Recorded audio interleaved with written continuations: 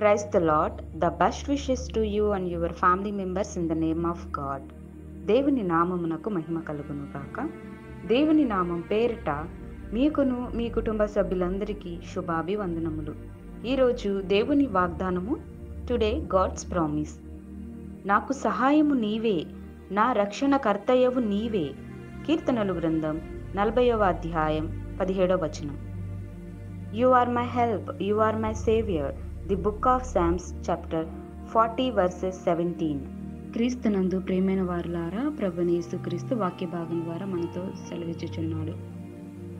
ప్రతి మనిషి జీవితంలో అనేక శ్రమలు, అనేక నిందలు, అనారోగ్య పరిస్థితులు, కుటుంబ సమస్యలు, ఇలాంటి ఎన్నో సమస్యలు ఎదురైనప్పటికీ దేవుని మీద ఆధారపడినట్లయితే దేవుడు ఇలాంటి సమస్యలన్నిటి నుంచి విడుదల దయచేసి మేలుకరమైన, ఆశ్చర్యకరమైన కార్యములను జరిగిస్తాడు.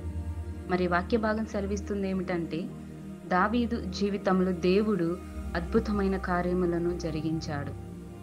దావీదుకు తన జీవితాలలో ఎన్నో సమస్యలు, ఎన్నో నిందలు, అవమానాలు పడినప్పుడు దేవుని మీద విశ్వాసంతో యథార్థంగా నిరీక్షణ కలిగి ఆయనను పిలుస్తున్నాడు.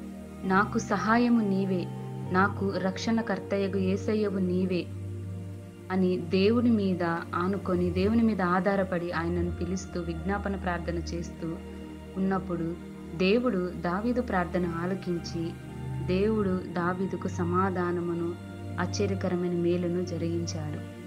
మరి మన జీవితాలలో కూడా ఇన్ని సమస్యలు వచ్చినప్పటికీ దేవుని మీద ఆధారపడితే మనకి మన శ్రమల నుంచి విడుదల లభిస్తుంది. మనం ఆయనను నమ్మాలి, ఆయన యందు యథార్థంగా జీవించాలి, పాపమును విడిచిపెట్టాలి, ఆయన యందు ఓర్పును, సహనమును, నిరీక్షణ కలిగి జీవించాలి. అన్ని విషయాలలో దేవునికి కృతజ్ఞత స్తుతులను చెల్లిస్తూ ఆయన వాక్యమునకు లోబడాలి. మరి దావీదు జీవితంలో దేవుడు దావీదును శ్రమల నుంచి విడిపించి రక్షించాడు. మరి మనలో కూడా ఇలాంటి మనకు కలిగిన సమస్యల నుండి, పరిస్థితుల నుంచి దేవుడే తప్పిస్తాడు. కాబట్టి మనం మన ప్రార్థన విన్నపములు దేవునికి తెలియపరుచుకుందాం. కృపాసత్య సంపూర్ణుడవైన మా యేసయ్య, నీకే వందనములు, స్తోత్రములు దేవా. ఈ ఉదయకాల సమయంలో ఈ వాక్యం ద్వారా మాతో మాట్లాడినందుకు వందనాలు ప్రభువా. దేవా, ఎందరైతే లోకంలో సమస్యలతోనూ, అనారోగ్య పరిస్థితులతోనూ, శ్రమలతోనూ, అప్పుల బాధల్లో ఉన్న ప్రతి ఒక్కరిని మీరు దర్శించండి ప్రభువా. సమస్యల నుంచి విడిపించండి, ఈ ఆదరణ వారికి దయచేయండి ప్రభువా. ఎందరైతే నీకు మొర్రపెట్టుచున్నారో వారందరి ప్రార్థన మీరు ఆలకించండి, సమాధానము దయచేయండి ప్రభువా. దావీదు జీవితంలో మీరు ఆశ్చర్యకరమైన మేలును జరిగించారు.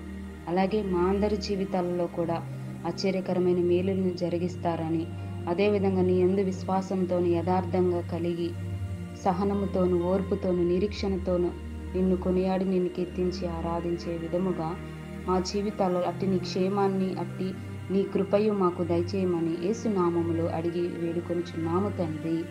ఆమేన్.